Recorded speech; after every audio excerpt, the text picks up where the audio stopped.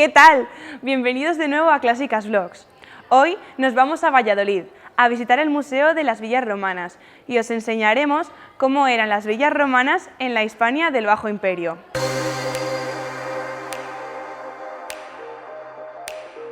En un vídeo anterior os contamos los diferentes tipos de casas propias de los romanos y hoy os hablaremos de las villas. Para empezar, tenéis que saber que una villa es una granja de explotación agropecuaria, es decir, un espacio destinado a la cría de animales, al cultivo de productos del campo y, en los casos de villas en la costa, a la producción de pescados y productos derivados, como la salazón o el garum, la salsa preferida por los romanos.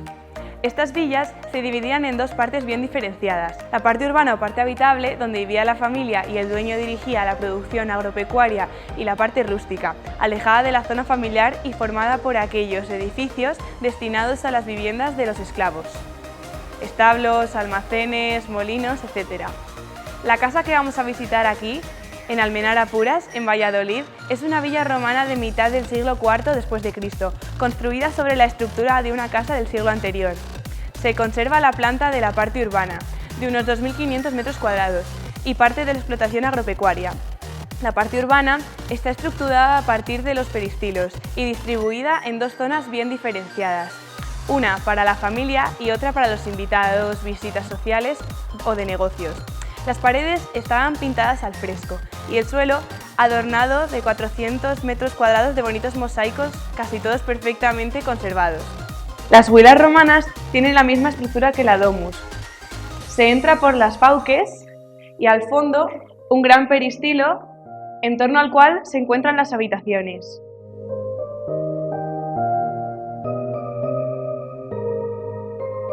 El cubiculum era la habitación donde dormía la familia. No eran demasiado grandes ni tenían muchos muebles. También, alrededor del peristilo, se encontraba el triclino, un salón con 3 divanes alargados alrededor de una mesa pequeña y cuadrada donde los señores daban cenas. En estos divanes, los señores y sus invitados se recostaban colocados según su importancia social. En las mesas, los esclavos servían la comida que venía ya partida para poder cogerla directamente con los dedos. La culina era una estancia pequeña, oscura y poco ventilada.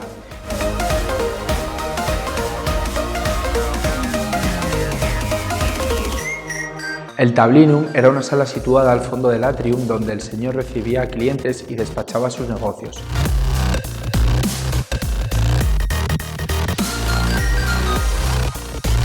Las termas eran los baños divididos en 3 zonas: la piscina de agua caliente, llamada caldarium, la de agua templada, llamada tepidarium, y la de agua fría, el frigidarium. Además, muchas villas solían tener gimnasios, saunas, etc. Cerca de estas estaba el hipocaustum, la caldera que calentaba el agua de las termas y, además, el suelo de toda la casa. Las letrinas eran lugares donde defecaba. La decoración de una villa iba en función de la riqueza del dueño, pero por lo general eran estancias muy lujosas, espaciosas y elegantes, decoradas con pinturas murales, esculturas, tapices y alfombras, y mosaicos que pavimentaban las paredes de las habitaciones y pasillos.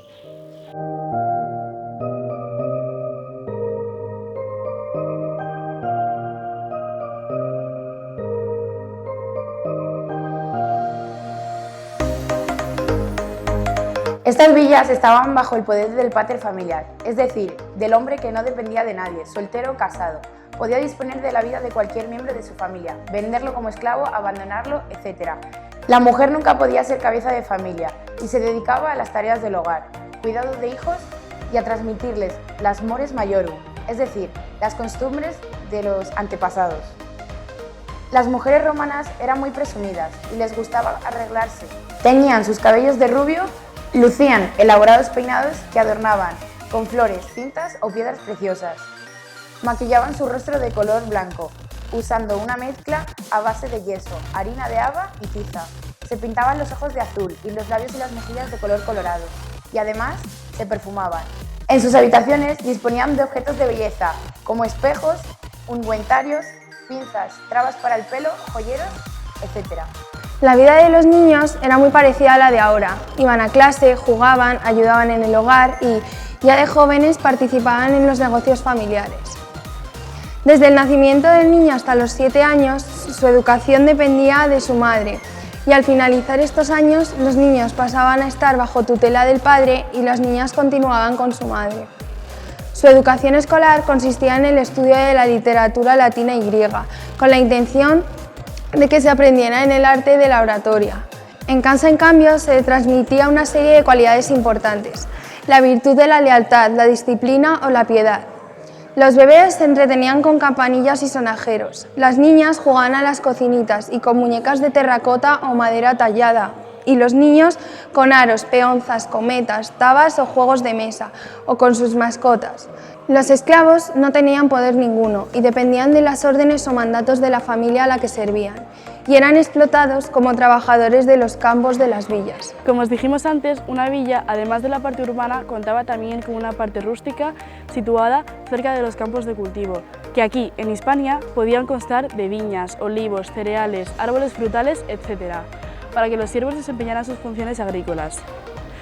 Esta parte estaba formada por los edificios destinados a las viviendas de los esclavos, a establos, corrales, cobertizos, bodegas, graneros, telares, la cocina y el horno, y podían estar o integrados en la propia villa, como lo vemos aquí en Valladolid, o alejados de la parte urbana, como edificios independientes.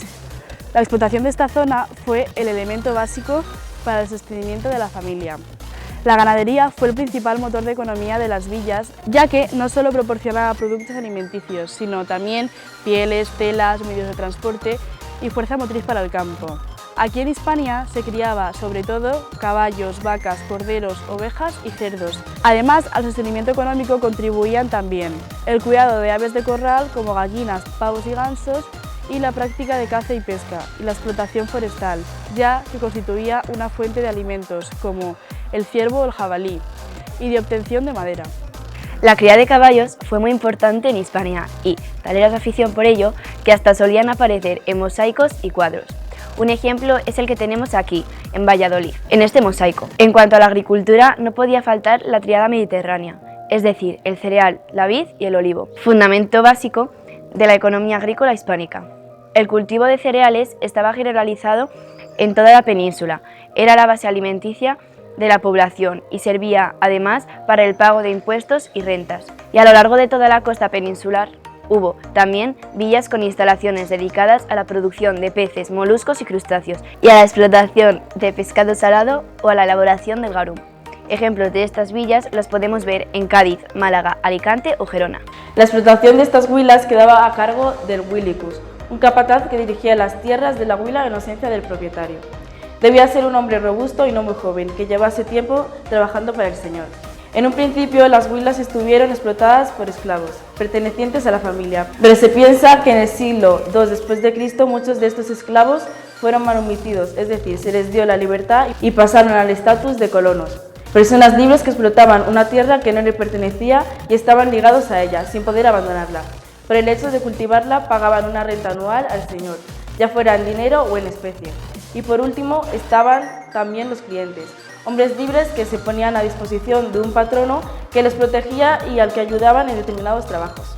Pero las villas no solo fueron lugares de trabajo y explotación agropecuaria, sino que, además, sirvieron para el descanso, el ocio y el cultivo de la mente y del cuerpo de las élites romanas.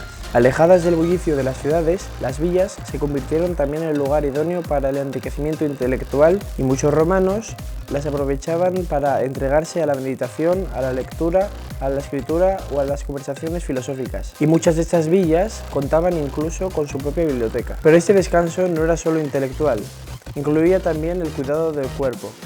Muchas de estas villas contaban con gimnasios y palestras donde se realizaban ejercicios atléticos, mientras que el campo era el espacio donde poder desarrollar una de las mayores pasiones de los romanos, la caza. Y por último, un poco apartadas de las villas, se encontraban las necrópolis, dedicadas a los enterramientos y el culto a los familiares.